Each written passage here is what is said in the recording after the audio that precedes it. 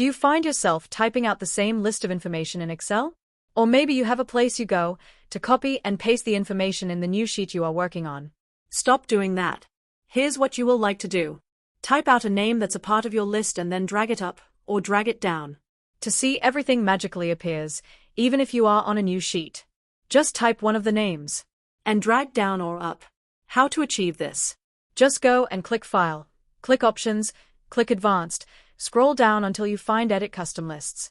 Click on it. Here you can manually add the names that you want.